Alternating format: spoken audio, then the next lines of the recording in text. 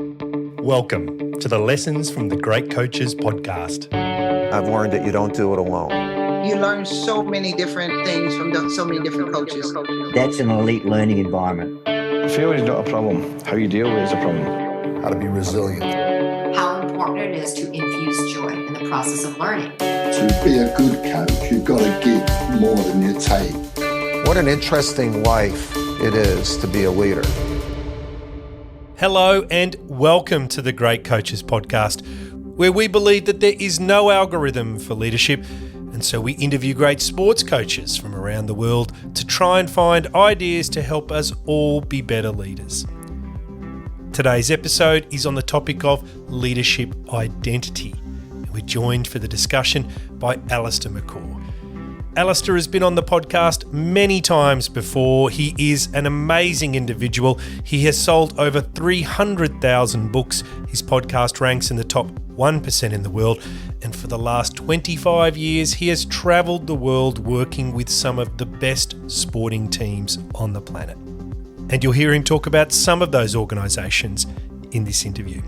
And just before we go to the interview, today's podcast is brought to you by the Macquarie University Business School's MBA program. Designed to empower, challenge and transform, the Macquarie MBA gives you the business skills and knowledge you need to succeed in an evolving global economy.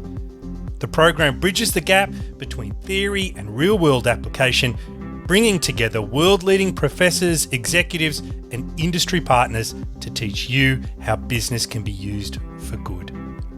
I have just started working with the team at Macquarie on some projects and can attest to the quality of the people and material. To find out more, search for Macquarie University Business School's MBA. And now please enjoy our interview with Alistair McCaw on the topic of leadership identity. You're listening to the Lessons from the Great Coaches podcast. Alistair McCaw, good morning and welcome back again to the Great Coaches podcast. Thank you, Paul. Good to see you again. Alistair, could I start with something a little different? What did you watch on the TV yesterday? Were you happy with the results? Well, my team's Liverpool, so I don't really watch any other teams, but I saw the scores. But what was I watching on TV? I was watching reruns, which I do almost every night, of old Formula One races, like from 1980 and 1990. So I'm a F1 fanatic since I was a little boy. Well, just something different to get us going. But Alistair, look, we're here today to talk about leadership identity. And I know it's a theme that runs through your writing and your books. You talked about it in Lead with Purpose, Make an Impact, and also in your latest book, Mindset is Your Superpower. In fact, it was in that latest book where I came across it for the first time, and you explain leadership identity as the way you see yourself, as well as the way you would like others to perceive you. Mm-hmm. Can we just start right there? Yeah, I think it's very important to start with understanding that growing as a leader starts by first knowing yourself and defining how you lead. And when I pose this question to leaders, coaches, managers, teachers, and I ask that question of, how do you coach? How do you lead? How do you teach? You can fill in whatever occupation you're in. And they struggle to answer that question. They've never really paused and thought about their identity, even the identity as a parent. We can all have an identity in whatever role we play in life. But it's a question that actually challenges a lot of leaders, a lot of managers, coaches, etc. Is, how, they can talk about culture, they can explain their standards, they can explain all these other things. But when it comes to the question being posed to them, how do you lead? They struggle with that one. And I think a great example of someone who understood, and I say understood in past because Pete Carroll, the former Seahawks coach who stepped down after 14 years with the franchise in January this year, in his going away speech. So when he announced that he was retiring, which was, like I said, early January, he had this to say. Having been in this very unique position for the last 14 years, what would be your advice for anybody who comes in and sits You want me to tell the next guy how to win? Yeah, well, it wouldn't matter whether it's football or whatever. To me, the essence of being as good as you can be is you got to figure out who you are. And you got to figure out that in a relentless effort to try and get clear about what's important to you, what uncompromising principles do you stand by, what makes you who you are, so that if you don't go through that process, you don't do the self-discovery, then you don't have an opportunity to be your best because you don't know who you are yet. And so it's really hard for our young guys because they're just figuring it out. But as they come to our time, the time they get 25, 26, we see the development. But for anybody, you have to understand what kind of player you are, you understand what kind of coach you are, you understand what kind of person you are, what kind of dad you are, and all the way down the line to maximize your authenticity and being connected to that true essence of who you are. That's what's crucial. Without that, you're going to be sometimes and you're going to be sometimes. That's why, people it's hard to be consistently successful because people don't even know how they got there a lot of times. It just happens kind of along the way. The circumstances come together and all, So that's to me, the essence of it. And those were just, when I heard that, I was just, that's leadership identity right there. He emphasizes the importance of understanding oneself, a sentiment that's often overlooked in the fast-paced, results-driven world of sports, business, and beyond. And again, getting back to what I mentioned in the beginning, is that when you pose this question to somebody, they struggle to answer that straight away because they're so caught up in the actual the actual role that they're in and the tasks that it involves, that they actually don't pause to think about that. So, Pete Carroll, one of the most successful NFL coaches of all time. I think he got to 2 Super Bowl finals, reached 10 playoffs, won the Super Bowl as well. I can't remember which year that was, but he just explains it right there, is that you've got to know yourself to become better at what you do. So knowing yourself as a parent, knowing yourself as a teacher, as a coach, as a leader, whatever you may be. Oh, I've heard Pete Carroll talk a lot about that on his podcast. He has one with Steve Kerr. And actually, Steve Kerr said that it was before he started with Golden State, he went along and spent time with Pete Carroll. And from that, came away and started working on his own leadership identity. And that led to the focus on joy, which he talks about. I heard that. That was a great episode. One of them on the podcast. Unfortunately, I don't think they still do it, but Steve Kerr, who's obviously with the Warriors basketball, visited the Seahawks facility in Seattle and spent 2 or 3 days. And one of the questions Pete asked Steve was, how are you going to lead? And Steve didn't quite understand the question. He said, well, I'm going to run this defense. And, he was talking X's and O's. And Pete was like, no, how are you going to lead your team? How are you going to lead your people? And it made Steve, who's obviously a fantastic coach and who's won a few NBA titles as well with the Warriors, had to really take time to think about that. He said he actually went back to the hotel to actually think about that question that Pete had asked. And the next day, he explained to him of how he was going to lead. And one of the principles he spoke about was, Steve Kerr has 4 principles. I can't remember them all off by heart now, but one of them is joy. And Pete said, well, if one of them's joy, you better make sure there's joy in that building. Otherwise, it's just a dead value. So, yeah, it was a very interesting conversation.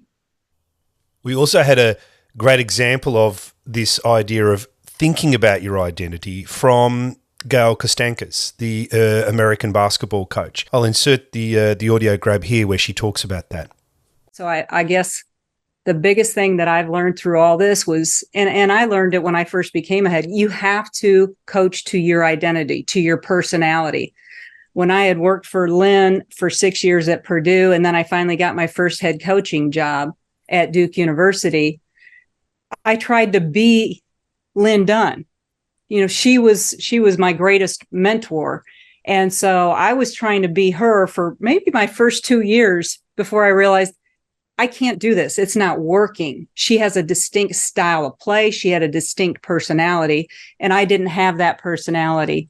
And so I had to learn to be comfortable in my own skin and figure out what is going to work best for me. Because then when you get into your comfort zone, you're a much better coach. You're more authentic, and the players respond to that. So tell me, Alistair, what do you think are the elements that make up leadership identity? If you were to start scribbling it on a page, what are the big buckets that you'd be filling in words under?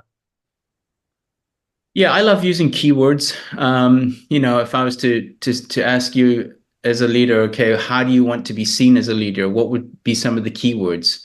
An example could be trustful, honest, confident, whatever those could be. It's a simple exercise of writing down keywords of how you want to be seen as a leader.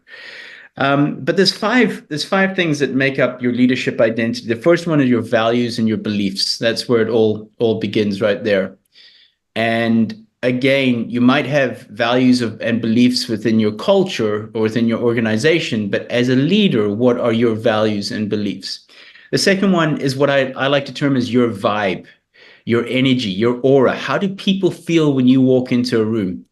And, as a leader, I believe that you're either a thermostat or a thermometer.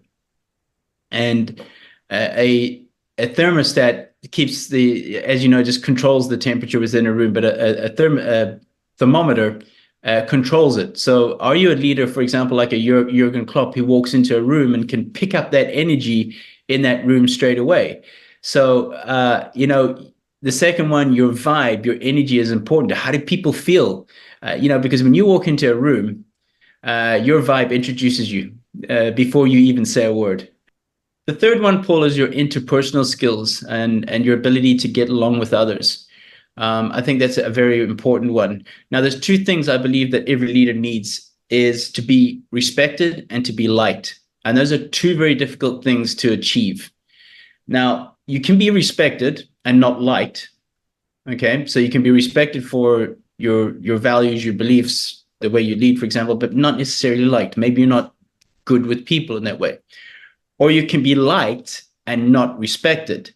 So you just might be that person that's a leader who doesn't want to confront issues, who doesn't want to address the difficult conversations. They just might be liked by others, but they're not necessarily respected as a leader. But when you can achieve being respected and liked as a leader, that's the magic formula right there, and that's not easy. The fourth one I believe is that your communication skills. I think it was on LinkedIn was the top 10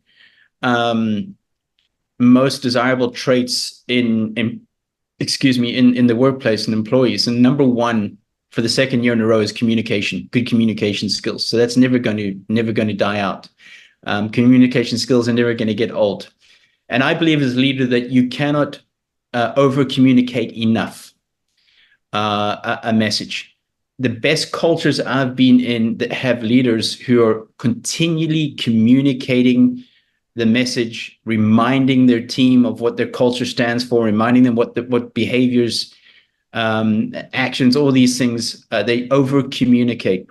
And then the last one, when it comes to your leadership identity, is your problem solving and decision making skills. Great leaders are problem solvers. They're able to come up with solutions quicker. They don't spend much time on the problem, and they make decisions. Now, not all great leaders make the right decisions, but they gain trust and confidence through their people by making a decision. And like I said, it's not always the right decision, but they are respected for making a decision.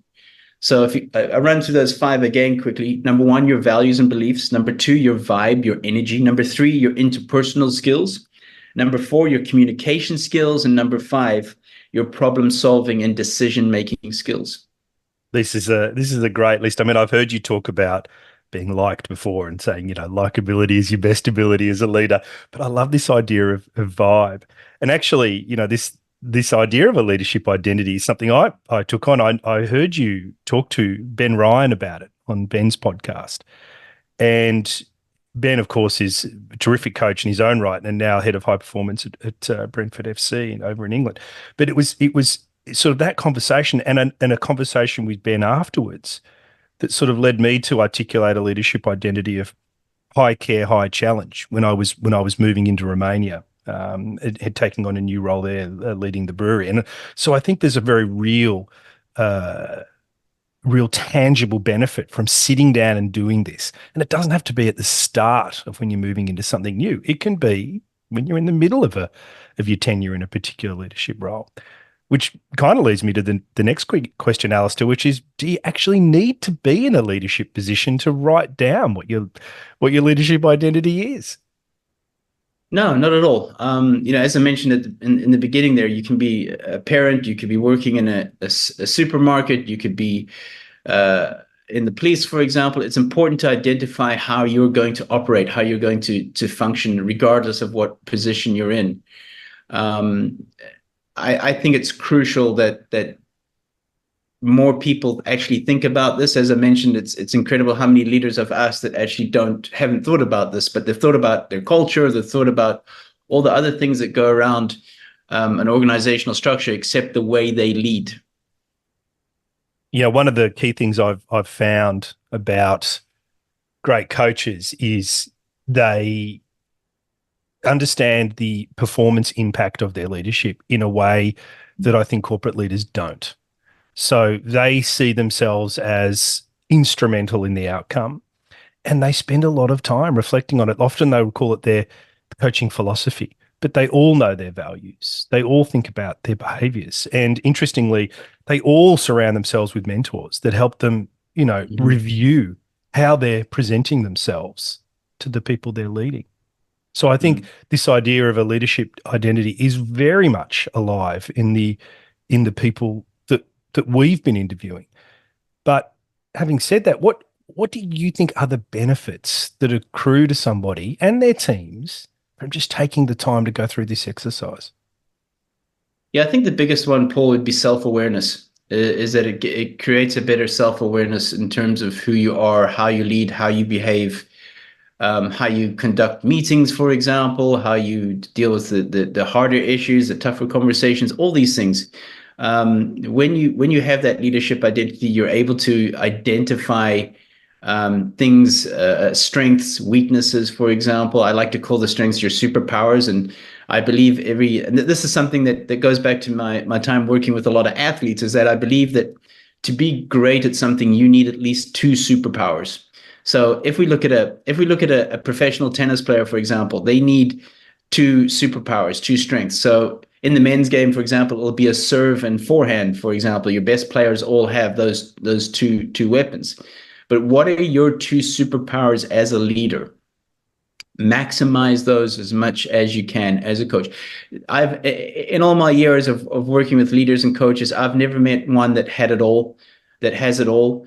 They all have their strengths, they all have their weaknesses, and working with the great Nick Bollettieri and being around these type of people, like you just mentioned there now, Paul, they understand what they're not good at and they get better people around them.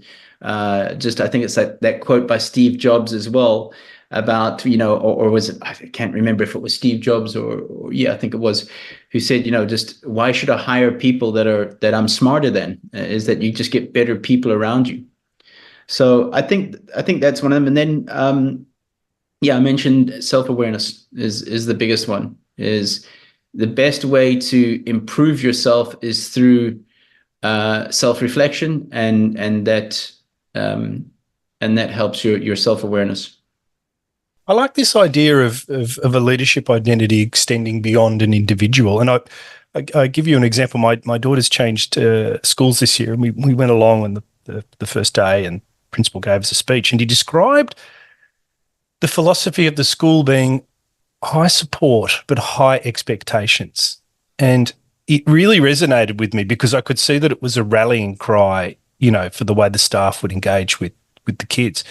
And I just wonder whether it is possible to extend this idea into organizations and teams. Have you come across any other examples of that? Offhand, I wouldn't be able to think of, but I do like that. What was that again? High support and high expectations? Yeah. And I think it resonated with me because it was very similar to that idea that I'd heard Ben talk about, high care, high challenge, and the two sort of working in tandem with each other to produce a better outcome. I'm going to challenge you, and I'm going to care about you. And the more I care, the more I can challenge. It was sort of like this perpetuating circle. Now that I think about it, so I do have an example, Paul, on that. Is I remember a particular French rugby club I was working with 4 years ago, maybe just before the pandemic. And one of the challenges that I could see straight away was that there was high expectations, but not enough support. So there was all these expectations and goals and so on and so forth, which we know are, outcome goals are not always controllable, but there wasn't the support. And when I got speaking to some of the employees of this organization, that was one of the first things they brought up, was that they don't find they have enough support in the areas of where they're expected to excel or even do things that they haven't done before. So that's a very interesting one. Is that if you are going to have high expectations and drive high standards, for example, then there better be a support system. There better be something of what, it's very important of what that looks like. So yeah, that's one of the examples I can think of where there was high expectations but less support. I think also I know that you're a big fan of Liverpool, and I actually like Thomas Frank, the Brentford coach, and I think both of them talk about love and care, but I sense in both of those organisations, this philosophy of love and care extends beyond the coach. I think it is endemic in the organisation, and I think they found a way to unite people through the organisation around that idea. I've never been there. It's just a thought, but they perform so consistently well that there must be something about the DNA of the place. Yeah, I mean, I've been to Brentford a few times and visited Ben Ryan there, who's done an exceptional job. I mean, they're a club with, I think, one of the lowest budgets in the Premier League. And the fact that they've been there already for, I think, 5 seasons now, 4 or 5 seasons, is incredible. Absolutely incredible to stay in that Premier League, which is so tough. Ben has done an incredible job there on the performance side and culture side. And yeah, but with Thomas as well, one of the things I picked up being at Brentford is just the alignment from the very top to, I don't like to say the bottom because there is nobody at the bottom of the food chain. But there's just alignment. There's an understanding. There's great communication, those things that we've just spoken about now. And I think Thomas Frank, I agree with you, Paul. He's an exceptional leader and coach. I wonder whether he'll be the next coach at Liverpool, but let's pick that up after the podcast. We could have a chat. I want to come back to decision making. You referenced it as one of the big 5 in leadership identity. Why do you think it's important to have thought through your identity when it comes to decision making? What's the link there that's important? I think that falls back to the first one, your values and your beliefs. Is that you're going to make decisions that are difficult, but they're the right decisions and not the easy decisions. And again, that all links, Paul. We spoke about the importance of communication. We spoke about that you gain trust and a buy-in from your people when you are a leader who is able to problem solve and make decisions. And again, I'll say it again, is that they don't always make the right decisions, but they do take action and make a decision. Now, obviously, it can cost you your job if you're continually making too many bad decisions and bad choices, for example. But respect and trust is given to a leader when they are making the tough calls, they are making the decisions. And again, a great leader will fall back on their values and their beliefs. And again, that's why it's so important. I believe it's so important that you do understand your leadership identity, you do understand your values and your beliefs, because that's what leads you, essentially. And then once you've got this document, you've spent some time talking about it and refining it, Alistair, what do you encourage people to do with it? Do you want them to put it out into the world? Is it something personal? What's the sweet spot there? No, I think it's important to first of all assess how you lead. And that can be actually a very painful process in terms of self-reflection, but also asking others around you in terms of how they see you as a leader. And you've got to be prepared for what comes back there. You cannot create a safe environment, a safe place if you're going to ask somebody about their opinion on something and then you disagree, snap back at them, or they're not going to want to give you that feedback or open up to you in the future if you're reacting that way. So, one way is what I like to call the shoebox way, which is actually very funny. It's on one of the Ted Lasso episodes where he says, let's get feedback from the team. And And then when they start reading the comments, I'm not going to mention any of them on here, but you can just imagine. But you've got to be ready for that feedback. Another thing that identity is important is that you're willing to, again, understand your strengths and your weaknesses. You're willing to work on them. You also have an idea of how you want to lead. So the goals, for example, and that's why I say just keywords are great. Again, those keywords could be, I want to be a more confident leader. I want to be a more available leader. I want to be a more consistent leader, a good communicator. It could be a few of those things. Now, don't write down 15 things, because that's like, writing down your New Year's resolutions and you struggle to get past the first one, but maybe writing down 2, maximum 3 things that remind you of how you want to lead, and see those every day. Have them on your desk in your office, for example. And Alistair, if it's not asking too much, what are the words on your desk in your office right now? What are the words on my desk? Paul, you always throw something to catch. I'm going to say that one of the words is consistency. It's definitely consistency. Communication is there as well. Problem solving is one as well. Because I believe that, I think it was Tony Robbins, the great motivational speaker, said that the difference between successful and unsuccessful people comes down to how quickly they solve problems. And I think something that you also mentioned that was very interesting, Paul, is that you get paid in relation to the problems that you solve. And it was a very powerful statement that I remember as well. But I'd say consistency, Paul, consistency in how you show up each day. Now, every day might not be great, but there's something great to be found in every day. It's impossible. I write motivational books. I write books on positivity, but am I always positive? No. Am I sometimes moody? Yes. But through that self-awareness, that helps with you picking up on those things. Well, consistency is something that you are exceptional at. You're writing on social media. I'm not, as we often say to you, I'm not a huge social media consumer, but there has been moments when I have looked at particularly Twitter and seen a post from you that's impacted me. And one of those was during the pandemic when I was in Romania and was leading the business there, and there was a war on the border with Ukraine, and it was a stressful time. And one of your posts said, "What if everybody in the room felt like you today?"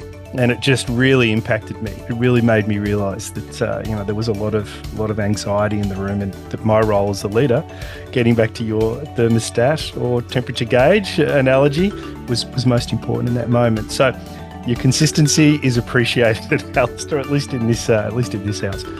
Thank you, Paul. It's a project in the works. So, Alistair, it's always great chatting with you. Thank you for making the time to talk about leadership identity. I think it's an emerging idea. I think it's a wonderful one, and I appreciate you sharing your thoughts with us today. Always a pleasure. Thanks so much for having me, Paul. Hi everyone. You have been listening to Alistair McCaw and I talk about leadership identity. I hope you got a lot out of Alistair's ideas and found a few that you can bring back to your own dinner table, locker room, or work table for discussion. And of course, just before we go, if you have any feedback, then please let us know. Just like Jason Farrell, who after listening to our Ben Darwin interview said, "Outstanding interview. I really love Ben's work. I'm a believer in culture being a driver for performance, but I also believe cohesion plays a role in it too." Thanks, Jason. We love the interaction with the people around the world who listen, and so if you have any feedback or comments, please let us know. And of course, if they're positive ones, then please let a friend or two know as well. All the details on how to connect with us are in the show notes or on our website, thegreatcoachespodcast.com.